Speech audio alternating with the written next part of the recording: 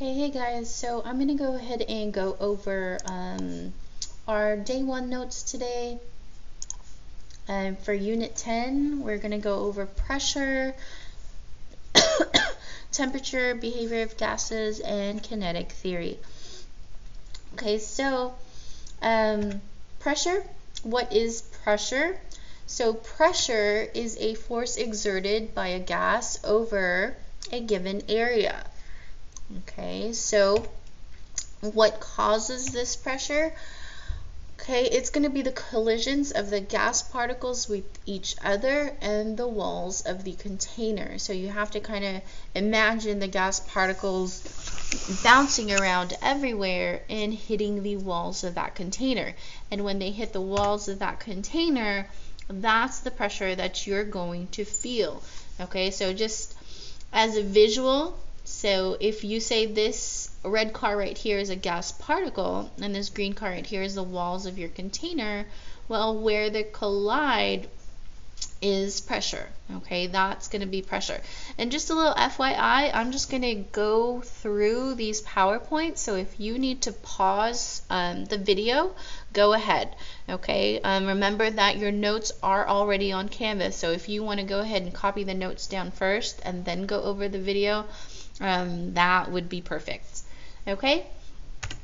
Alright, so which shoes create the most pressure? Is it going to be our red high heels, our little green tennis shoes, or are they going to be the snowshoes? Okay, so the answer is going to be your high heels. Those shoes are going to create the most pressure, because the smaller the area of contact, the larger the amount of pressure is exerted by an object. So you have to imagine, okay, an entire person's body weight just rests on the balls of her feet and that little point of her heel. Okay, so that is a lot of weight resting on just a small area. Okay, but when you look at your tennis shoes, okay, that person's weight is spread throughout the entire sole of that tennis shoe. Okay, and it's even more spread out when you're wearing snowshoes. Okay, so again, the smaller the area of contact, the larger the amount of pressure is going to be. Okay, so units of pressure, we have 4 units of pressure that you guys have to know for this unit. We have atmospheres, abbreviated as ATM. Okay, millimeters of mercury, that's going to be mmHg. Millimeters is mm, and then mercury is Hg. Okay, we also have kilopascals, abbreviated as kPa, and we also have pounds per square inch, or PSI. Okay, so I'm really hoping that some of you should have at least seen one of these, and the most common would actually be pounds per square inch. Now, if you know anything about cars and tires, you should know that our tires are based on PSI. So how much or how many pounds per square inch do you put in your tires? Okay, so those are just units of measurements for pressure. Okay, so we also have this, but it's also on this slide right here.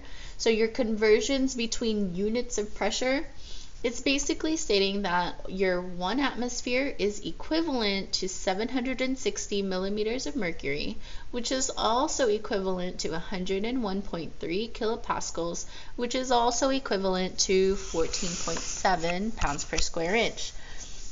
Now, these all mean the same thing. These are all the same amount of pressures. Okay, so 1 atmosphere is equivalent to 101.3. The only thing that's different is their units. So again, these are all the same units of pressure, but they are just labeled differently. Okay, so let's go ahead and take a look at a few sample problems. So sample problem number 1, how many kilopascals are equivalent to 880 millimeters of mercury? Well, if you have, this is just like our stoic problems, okay, converting moles to moles. This is the same method. So if you have 880 millimeters of mercury, well, you should know that on bottom, our unit is going to be the same unit. So that way, when we solve, we can cancel those units out. And then what we're looking for always goes on the last top box. So in this case, we're looking for kilopascals. So we're going to be looking, that's where what we're looking for goes. Okay, so you need to refer back to your conversion units. What's our numerical value for millimeters of mercury? What's our numerical value for kilopascals? So kilopascals is going to be 101.3, and the millimeters of mercury is 760. So remember, when you are solving, okay, your numbers on top are going to be multiplied, and then your numbers on bottom are going to be divided. So that's going to be 880 times 101.3, then divided by 760. Okay, so if you want to pause and try to do the math on your own, you can go ahead and do so now. Okay, but the answer that you should have got should have been 117.29. But since we only have two significant figures, then our answer actually rounds to 120 kPa. Okay, so problem number 2. I want you to go ahead and pause this on your, pause the video, and I want you to do this problem on your own. Okay, so calculate the number of psi that are in 2.60 atmospheres. Okay, so again, go ahead and pause at this time. Okay, so if you were given 2.60 atmospheres, then of course we know that in order for atmospheres to cancel out, then atmospheres has to be on the bottom. Okay, and what we're looking for goes on top, and we're looking for psi. So psi is 14.7, and our numerical value for atmospheres is 1 atmosphere. So 2.6 times 14.7, okay, and then divided by 1, your answer should be 38.22, but of course, since we have 3 significant figures, then our answer should also have 3 significant figures. And we end up with 38.2 psi. Okay. All right, so now that you guys know a few units and a few conversion factors for pressure, it's also very important that you know temperature for gas laws. Okay, so for gas laws, we always use absolute temperature in Kelvin when we're working with gases. So if you take a look at this diagram right here, you can see just how different degrees Fahrenheit, degrees Celsius, and Kelvin are. Okay, when Kelvin is 0, degrees Celsius is negative 273, and degrees Fahrenheit is negative 459. Okay, that is freezing temperatures. Okay, and where water freezes, we have 32, 0, and 273. And where water boils, we have 212, 100, and 373. Okay, so these are very different values. So if you get to, solving these problems, you have to be careful, because your answer is going to be completely wrong if you forget to use Kelvin. Okay, so your formula for Kelvin is going to be degrees Celsius plus 273. Okay, so whatever your degrees Celsius plus 273. So let's go ahead and take a look at some practice problems. Okay, so again, your formula, Kelvin equals degrees Celsius plus 273.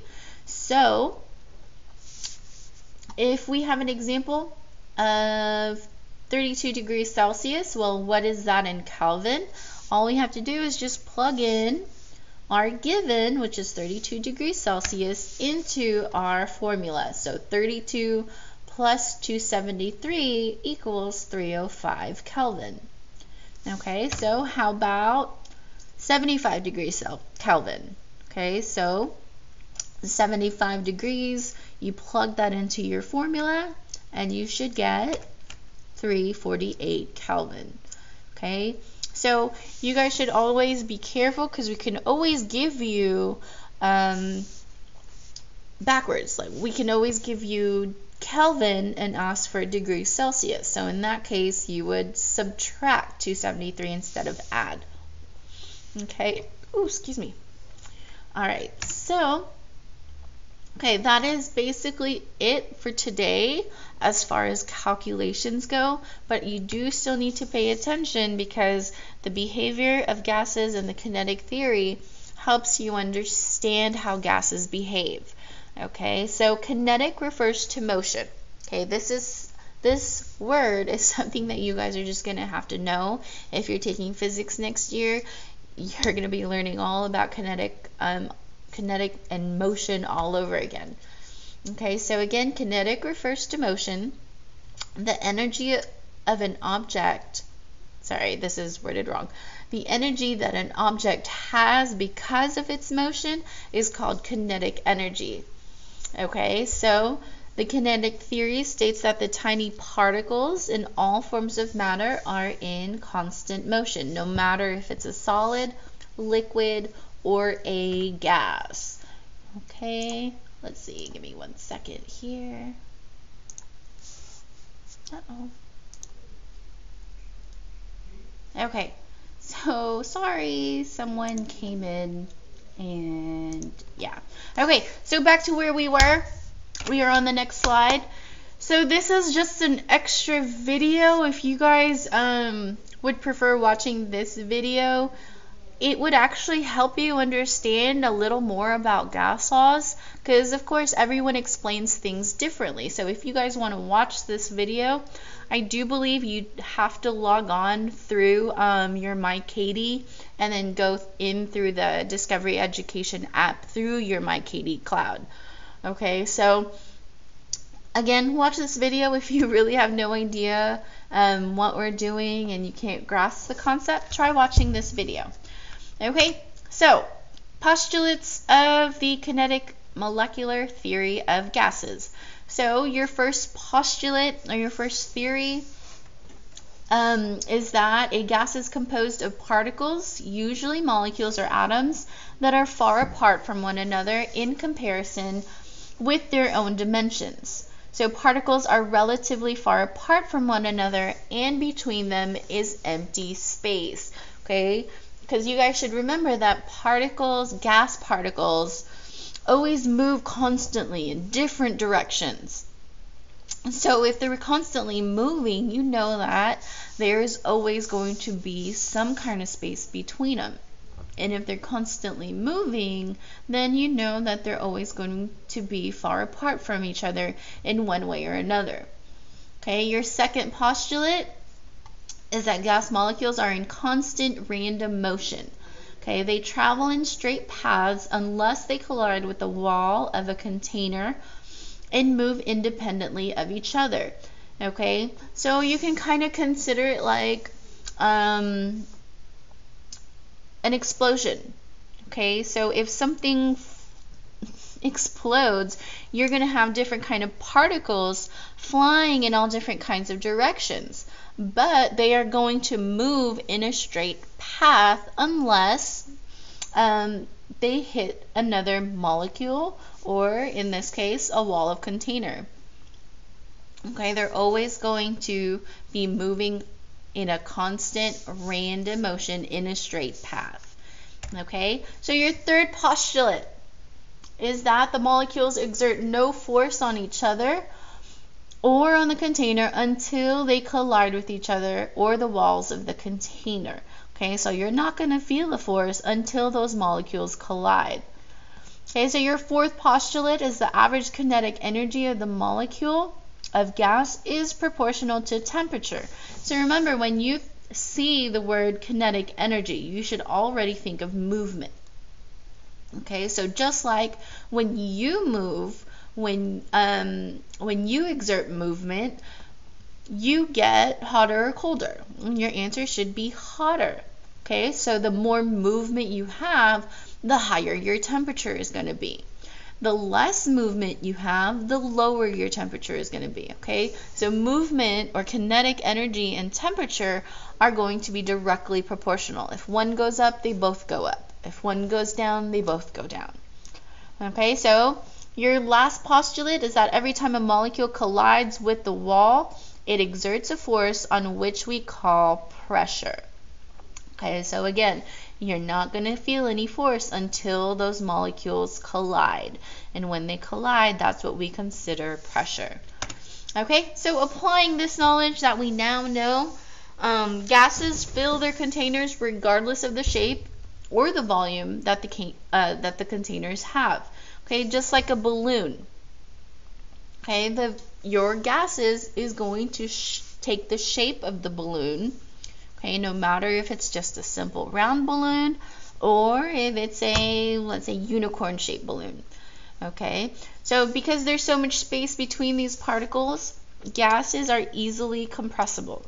Because gases are compressible, they are used in automobile airbags and other safety devices designed to absorb the energy of an impact. Okay, so I was telling all my students this, but have you guys ever heard of the skydiver who jumped out of the airplane without a parachute on purpose? Okay, so his goal was to land on a giant airbag, basically. So can you imagine the math and the accuracy that they had to go through to make sure that that airbag had enough air in it and was big enough to absorb the energy of the impact from him flying down through whatever altitude that could have been. Okay, so if you're in my class, I might just show you that video tomorrow or these next few days. Okay, so all collisions are perfectly elastic. That means that during collisions, kinetic energy is transferred without loss from one particle to another, and total kinetic energy remains constant. Okay, so remember, your gas molecules are going to be constantly moving. Okay, constant motion. Okay, unless they are stopped by another particle or the wall of the container. So the average, we'll take a look at another example. So the average speed of oxygen molecules in the air at 20 degrees Celsius is 1700 kilometers per hour. So at these high speeds, the odor molecules from a hot pizza in Washington, D.C. should reach Mexico City in about 106 minutes. But why doesn't this actually happen? Well, again, it's because those molecules are constantly bumping into other molecules. Okay, so their path of uninterrupted travel in a straight line is actually short. Okay, it's not that long. Okay, so let's say, I know this is kind of gross, but what if someone farts in class? Well, that fart molecule is not going to reach, or it's unlikely that it'll reach the other side of the room. Okay, really, only the people around that person who farted should be able to smell those fart molecules. Okay, but by the time it gets to the other room, its path has already been interrupted by dust particles, by other molecules, not just oxygen, but we also have other types of gases that in the air that we're breathing. Okay, so there's a lot of impurities and other molecules that these oxygen molecules that will be able to smell. Okay, so let's go over some more questions. Okay, so what happens when a closed container is inflated? So what's happening to the pressure? Okay, so let's say that we keep pumping and pumping and pumping this tire right here. Well, what's going to happen to the pressure? Is it going to increase or is it going to decrease? Okay, and your answer is it's going to increase. Okay, with the additional pressure increases with the additional gas particles. Okay, so basically pressure exerted by an enclosed gas is caused by the collision of gas particles with the walls of the container. If the number of gas particles is changed by any factor, then the pressure changes by that same factor until the container ruptures. Okay, so that's really important right there. So if your number of gas particles changes, then your pressure is also going to change by that same factor. So if you've doubled the amount of gas you have in a tire, well, you're also doubling the pressure in by the same factor. Okay, so let's take a look at question number 2. Okay, so a gas inside a bicycle tire exerts a pressure of 35 pounds per square inch, or psi. How much air must be pumped into the tire to produce a pressure of 70 psi? Well, let's take a look at the psi. You went from 35 to 70. So that means you have doubled your pressure. So if you've doubled your pressure, well, how much air do you have to add? Remember, if you change the number of gas particles by any factor, then the pressure changes by that same factor. So if you have doubled your psi, then that means you have to also double the amount of air you put into that tire. Okay? And then a note before we go into our last question. The relationship between the amount of gas and pressure is proportional, assuming the volume and temperature stay the same. Okay, which means the more gas you have, the higher your pressure is going to be. The less gas you have, the lower your pressure is going to be. Okay, I know this seems kind of gross and that I keep referring to gas and farts, but if you've ever experienced bloating, well, don't you feel a lot of pressure in your tummy when you're bloated? Well, that's the same as that same rule applies. Okay, the more gas you have in your belly, the more bloated you are, well, the more pressure you feel in your belly, right? The less gas you have, well, the lower the pressure. You don't feel any kind of pressure in your belly. Okay, so that's just one way of thinking it. And then your last question, what happens to pressure when a closed container is deflated? Well, if we are letting air out, then that means our pressure is going to deflate. Our pressure is going to decrease because there are fewer gas particles and less collisions. So if the number of gas particles decreases by half, then the pressure is also going to decrease by half. And then note, gas particles move from region of a higher pressure to lower pressure until equilibrium is reached. Okay, so that concludes our notes for today. If you have any questions, please let me know. You guys have a good evening.